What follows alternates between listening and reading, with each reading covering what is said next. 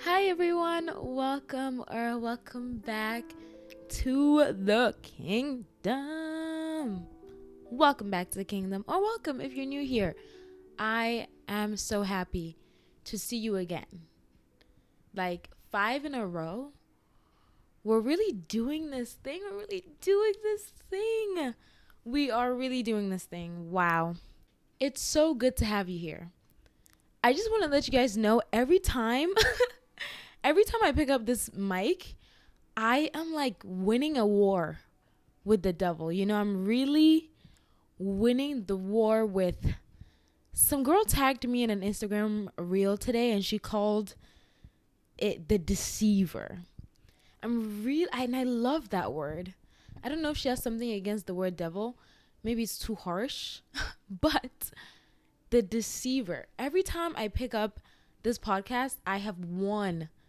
So you should cheer for me. Like every time you see that I have a new upload, just say, "Yes, Karen won the battle with the deceiver." Cuz it's a battle. Today was really hard. I'm not going to lie. Today was hard. Other days are easier. Today was a little bit hard for me. Um and maybe it has to do with the fact that I'm in New York City again. If you're looking at this or if you're watching on YouTube, I am in Lux's bedroom, which is going to be my new bedroom in like a month. I'm wearing his hoodie.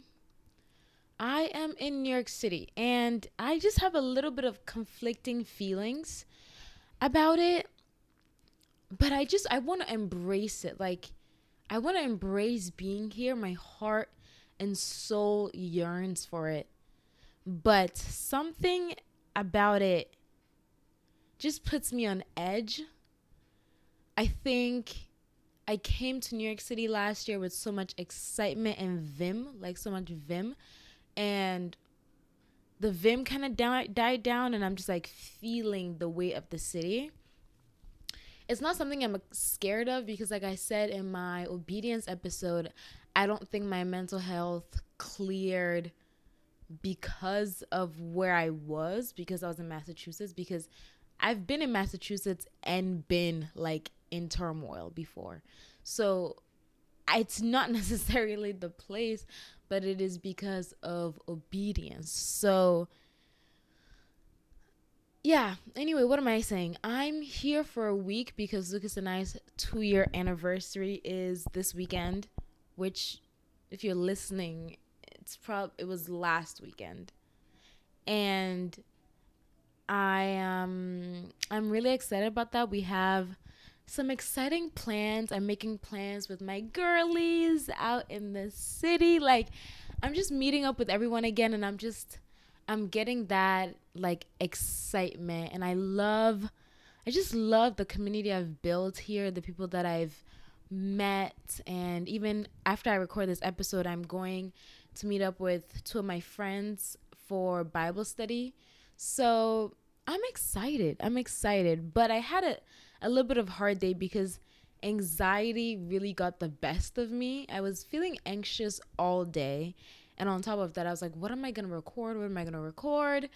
And then I had a conversation with Lucas about this very topic that I'm about to record. So then it was like, ding. And God always does that. He always gives me the best ideas exactly when I need them. So welcome again. I will tell you what I'm welcoming and what I'm exiling. So the first thing I'm welcoming, I will just give you a random one right now, which is omakase. Actually, do I want to say that? Because I haven't had it yet. So let me not say that. What am I welcoming? I guess I'm welcoming right now the idea, the possibility, the all the things that could be of New York City. My teeth look yellow and I don't like that. I want to say right now I'm welcoming New York City again. As tough as it is to say, and I haven't moved here back. I'm only here for a week. Then I'm going to go back home for a week. Then I'm going to go to LA and then get married for a week. Just kidding. And then get married. And then I'm going to go to Mexico for a week. and then I'm going to come back to New York City, and then I'll be here. So I have an exciting couple of days ahead of me, and I am definitely looking forward to every single aspect of all of it.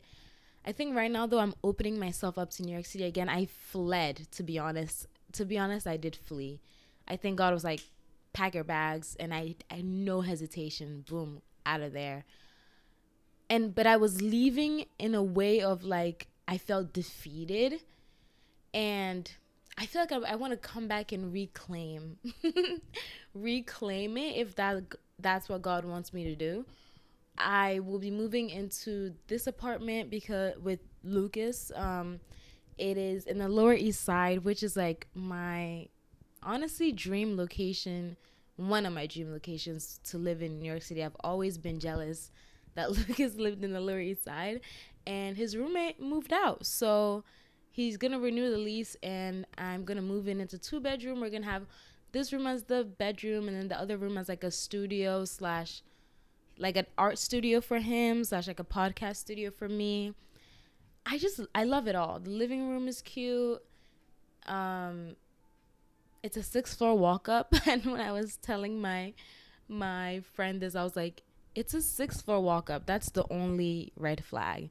And they were like, red flag? That's a deal breaker. And every time I think about that, I laugh because it's so true. Like every time I'm climbing up these stairs, I'm like, there's no way I'm going to be living here and climbing these stairs every time I need to get home. Like, you know, you've had a long day, you're tired or something, and then you gotta walk up 6 floors. But I'm blessed. I'm blessed to be able to walk up anyway, so I'm good. The rent is amazing, like unheard of. That's the only, literally, that's really one of the main reasons why we're here, is because the rent is so good. But I feel like God is saying, like, why do you think I can't give you better? That might be a word for somebody. that might be a word for me.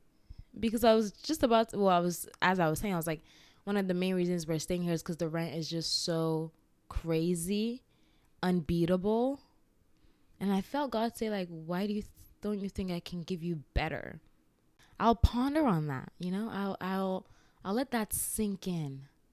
But this apartment, it feels God sent, especially around the time Lucas was moving in. And really, truly, you will not get an apartment in the Lower East Side with washer and dryer, 2-bedroom for this price. Like, it really is. It feels like a gift. And we're like, we feel that we shouldn't let it go. But who knows? Maybe you should let go. Maybe you should let go and see what God gives you, you know? I'll think more about that.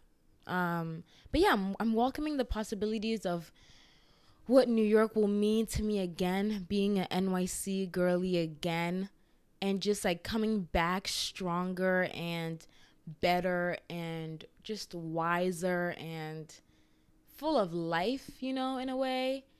I'm opening myself up to it. It has been scary. Today was a little but it wasn't really mainly because of the city. It was because, you know, TikTok detected that I was in New York City and started only sending me New York City TikToks. And I've only been here for literally less than 24 hours. And already I was like, oh my gosh, like I could do this. I could do this. I could do this. I could do this. Look at this person in New York City doing this.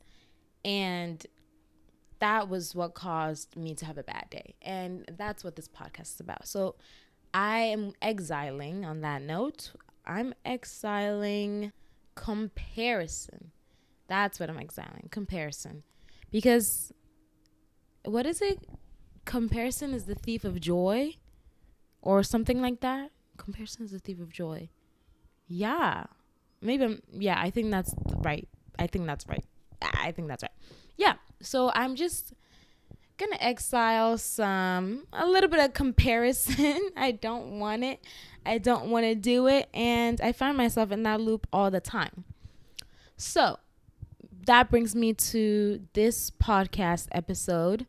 This episode is about how to start again. And it feels fitting, right? Because I just said, whoa, Sorry, some birds in the window. I just said that I'm opening myself up, reclaiming New York again after being gone for 3 months. And oh yeah, 4 months almost.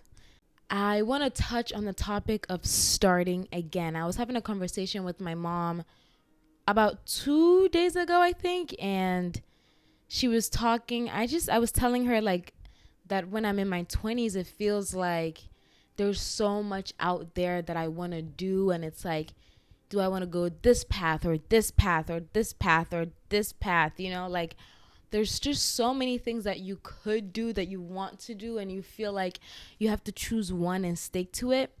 And she basically was like, you can start over and over and over again. You don't have to be married to one thing. You have to, well, not literally married, but you don't have to be just tied down to one idea or vision of your life. You can start again and again and again, and you can reinvent yourself as many times as you want. You're never stuck. And speaking of stuck, that stuck with me because I really needed to hear that. I've seen her life for the last 23 years, and she lived many years before that. And I've just seen her pick up and start again, and pick up and start again, and pick up and start again. And each time it's better, it's wiser, it's with a new lens, it's with new lessons learned. And it's really inspiring. So for her to like say that to me, I really felt like, I really felt comforted by that idea. And I want to talk about what it looks like to start again. And I think one of the very first things you can do to start again is forgiving yourself. It is so important to forgive yourself because we tend to beat ourselves up over like literally the littlest things. We tend to beat ourselves up over and over again. Wish we knew better. Why did we do that? Wish we could go back in time. Guess what? You cannot go back in time. Forgiveness just opens so many doors. It softens your heart. It creates the space even for reconciliation. If you don't forgive someone, there's no thought in your head that you guys could start again. And it's the same way with you. If you don't forgive yourself for whether messing up or going down a path that you end up not liking and feeling like you wasted your time, or maybe being in a relationship and you feel like you wasted your time, anything of that sort, a job, like anything, a friendship, like anything, and then I keep on listing, anything of that sort. If you don't forgive yourself, just forgive yourself, like take a look at where you are and forgive yourself. Because when you forgive yourself, you give yourself permission to start again. You create a space in your heart and in your mind of like, okay, that's okay. That's all right. It's all good. Let's pick ourselves back up.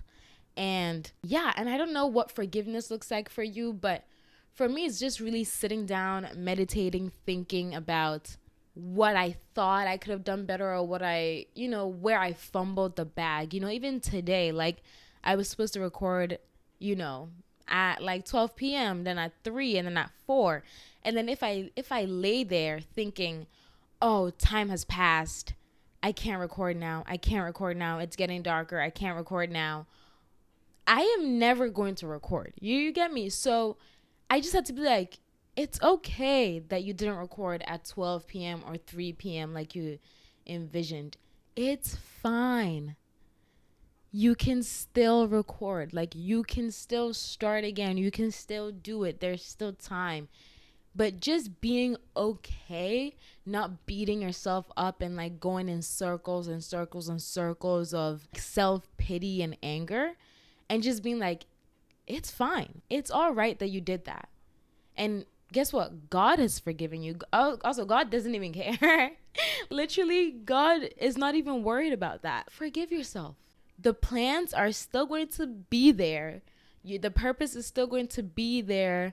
His goodness for you is still going to be there. You haven't run out of time.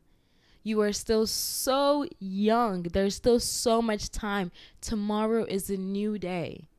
Forgive yourself. Forgive yourself and know that you can start again. Every second is a new day. Maybe that's not accurate.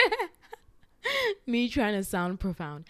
Every second, though, is a new beginning. Like every breath you take is another chance to start again. So forgive yourself and start again.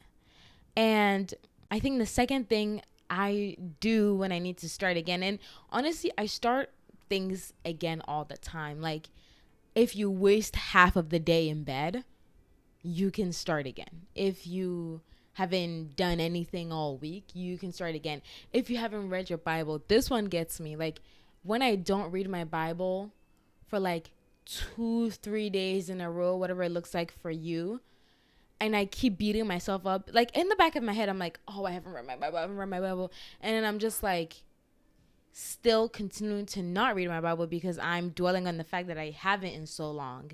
It's like, bro, forgive yourself. Say, I am sorry to you, God, and to myself. And I forgive myself because I know God has forgiven me. And then you pick it up again. And it's just as simple as that. It's not easy, but it is simple. And give yourself the room. Give yourself a chance. Give yourself a chance to succeed. That's really what it's all about, is giving yourself a chance. It doesn't matter what it looks like. Just give yourself a chance. The same way you would give a stranger a chance. The same way you've given that boy that you shouldn't be talking to multiple chances after chances after chances.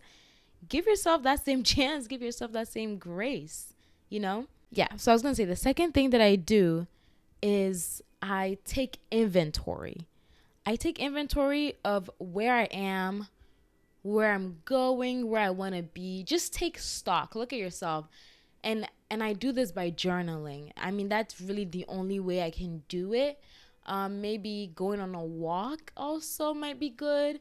But I just mostly journal. And I will sit down and I'll journal. Like, I'll just do a brain dump.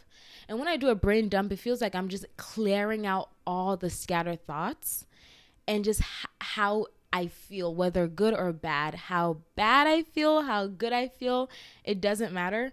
I'm writing it all down. And I'm just, making a list. Like, what do I feel? What am I thinking? What do I want to do? What do I want to change? Every thought, I'm just writing it down. And I'll write it down and it'll be like multiple pages. Then I'll look and then I'll just take stock of like, okay, this is how I'm feeling. This is what my brain is telling me. How can we reconcile this? How can we make this right? How can we get back on track? So just take an inventory, because if you don't, you can't run a business without checking once in a while to see what's left, what needs to be replenished, what needs to be thrown away, what has expired. Like, treat yourself like that. Don't treat yourself like a business, but treat yourself the way you would maintain a high quality business, a multi-billion-dollar business. That's what you are. You're you're priceless. And so you should treat yourself as that, and take inventory of what thoughts no longer align with me, what habits no longer align, what foods no longer align, what activities no longer align, what do I need more of at this time? Because maybe something that worked for you 2 months ago is not going to work now. So take inventory, assess yourself, see where your head's at, and see where you need to fill, take out, trash, gain, anything of that sort. The third thing I do when I want to start again is I go back to the basics. So after I've forgiven myself and I've taken inventory of where I am, which is basically like, what I'm thinking, feeling, doing, what I need more of, all the stuff, I go back to the basics. I look at this inventory and I say, okay, what is the simplest thing that I need to do?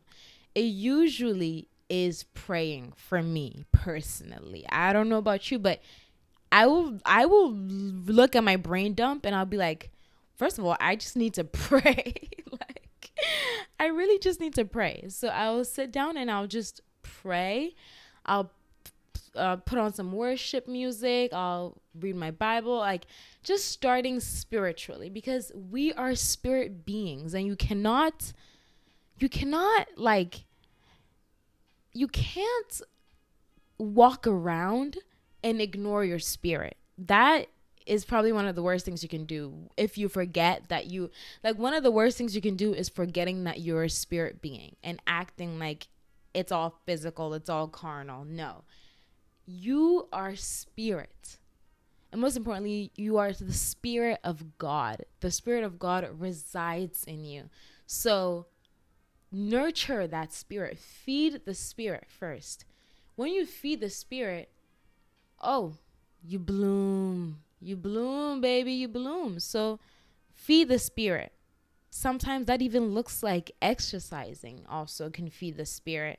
And you think you're feeding the body, but you're actually feeding the spirit, because getting up and moving, you're being reminded of like your heart, your blood, your skin, your muscles. It's all spirit though.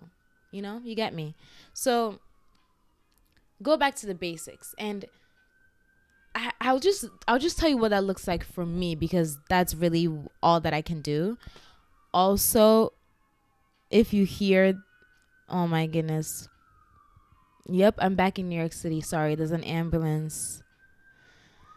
I don't know if I missed this aspect of the city, the noise. So for me, what that looks like will probably be like, start a fresh new to-do list. Go on a walk. Like, what are the things that make me happy? I know that listening to podcasts make me happy. I know that listening to sermons replenish me. I know that reading, I know journaling. So go back to the things that you love to do and that makes you you. Because sometimes when we find ourselves in a position where we need to start again, we can find that like we've neglected so many of our routines and so many of the things that we like to do, which is why we feel like we need to start again, because we have just completely neglected all those things, like not doing my devotional in the morning and not eating healthy breakfast, and honestly sometimes starving myself, like not on purpose, but truly just like forgetting to eat and forgetting to feed my body, forgetting to take a nap, reading. I think I mentioned that already, but just really the simple, smallest, most mundane things that you've forgotten to do, that you love to do. Like I know I cannot do something like in the morning without a podcast in the background. It's just how I am. So I go back to that. Go back to the basic, very simple. Ooh, I got scared. I thought I saw someone in the window. It was just me. Just go back to the very simple, basic things that make you, that you feel good about. And that's also part of taking inventory, is like, what makes me feel good? What actually feels good deep down inside and doesn't leave me feeling guilt and shame and, anxious and sad and, all those things. Like, because sometimes some things feel good in the moment, and then we realize that after, it has the worst feeling for me. And that was, what I felt when I was indulging in substances. And it was so fun and exciting. And then right after, I'm like, this is the worst thing I've ever felt. I don't know if anyone went through like a party. I went through a party phase. I feel like everyone I know did, but maybe not. everyone around me went through some sort of like party phase. Some people are still in the party phase of college. And we were just going out drinking all every day. Not every day, but in the weekends. At one point, it got to every day because my roommate would drink every day, and then I would also start drinking every day with her. But every time I got so drunk, I'm like, I am never drinking ever again. This is the worst. I hate alcohol. It's disgusting. 24 hours later, putting on makeup to go drink again. It's just like, why? In the moment, I didn't think much of it, but it's like when you feel so bad, you're like, I'm never doing this again. And then you find yourself doing it again. And it's like, no, take stock of what makes you feel bad and what makes you feel good. It's as simple as that. Like, it's not something philosophical or like intense, like something deeply spiritual. It's like, what? And when I say good, I'm not meaning flesh good. I'm meaning spirit. What makes your spirit feel good? Pay attention to the spirit. Don't neglect the spirit. What makes your spirit feel good and what makes your spirit feel bad? Not what makes your flesh feel good and what, because your spirit and your flesh are opposing each other every single day. What makes your spirit feel good and what makes your spirit feel bad? When I wake up and I immediately go on TikTok, as I've done for the past 7 days in a row, and not pick up my Bible immediately, it makes my physical flesh feel fun. I'm giggling, I'm laughing, I kiki all the TikToks. But then it leaves my spirit feeling bad. So it's just as simple as that. And I know this too. Like, I know it, you and I both know it, and we just take it for granted. We take that little piece of information, we take our spirit for granted. Because when your spirit is good, like, everything else is good. So don't neglect how the spirit feels. And slowly when you start neglecting the spirit, you start neglecting yourself. Because what did I say? You are spirit. You are spirit. So when you neglect your spirit time and time and time and time again, and you're only focusing on the flesh time and time and time again, you start to feel like, wait, I don't feel like myself. Why don't I feel like myself? Why don't I feel like myself? Well, guess what? You're neglecting yourself. You are not physical. You are not flesh. You are spirit. So when you neglect the spirit, you're neglecting yourself. And it's just as simple as that. So taking inventory and going back to the basics. What makes your spirit feel good? I know my spirit feels amazing when I wake up in the morning and I do some exercise, maybe Pilates, or go for a walk or a little jog. I started going for jogs. I don't know if I'll go for a jog while I'm in New York City, but because I don't want to, but it was really easy to go for jogs back at home because my neighborhood was just so cute and nice and lovely. Honestly, if I went for a jog in the morning in New York City, I'd probably run into a crackhead telling me to die. Like, that's just what it is. You just wake up, you're like, it's a beautiful day. You go outside, there's a homeless man in the corner screaming, die, at you. And you're just like, dang, what did I do? Good morning to you too.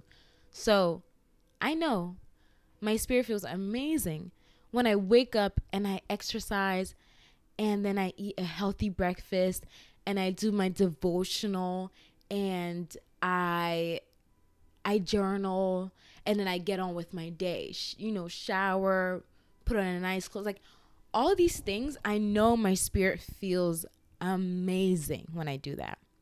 I know my spirit feels horrible when I wake up and I go on Instagram or I go on TikTok and I'm scrolling for like 40 minutes.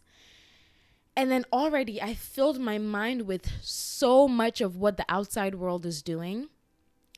And that when I get up, like when I actually fully wake up, I'm already having thoughts of I'm not doing enough and I'm not enough and I'm not pretty enough. And look at what this girl is wearing and how can she like afford that? And I want to live that life. Oh my gosh, look at these cool things that they're being invited to. Why am I not invited to that? Like, already those are thoughts right in the morning. So of course, like, why wouldn't you have the worst day ever?